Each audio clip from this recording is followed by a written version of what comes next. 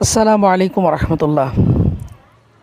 আমার প্রিয় ভিউয়ার্স, আপনারা কি চিনতে পেরেছেন সেই দুপচাচিয়া লটো শোরুমটি?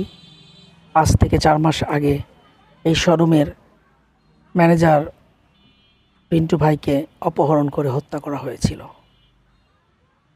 মানুষটার কথা খুব মনে পড়ে। তো হঠাৎ করে আসলাম দেখতে। মনে করেছিলাম হয়তো ব্যবসাটা বন্ধ হয়ে গেছে। তো না, আসলে পরিচালনা হচ্ছে। এই যে যে ছেলেটা রয়েছে আমার ছাত্র, আমার স্কুলের প্রথম ব্যাচের স্টুডেন্ট ছিল সে। আলহামদুলিল্লাহ যত্নের সাথে তারা দোকানটা পরিচালনা করছে। সবই পড়ে রয়েছে, শুধু মানুষটা নেই।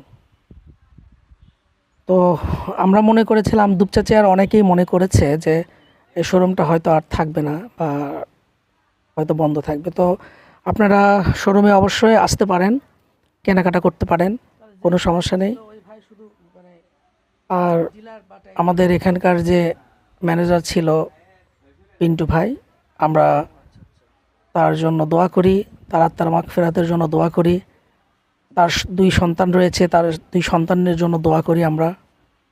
আল্লাহ তাআলা যেন তার স্ত্রী এবং তার সন্তানদের ধৈর্য ধারণ করার তৌফিক দান করে এবং তাকে জান্নাতের উচ্চ মাকাম দান করুক। আমরা দোয়া করি সবাই তার জন্য। আর আপনারা সবাই ভালো থাকবেন, সুস্থ থাকবেন।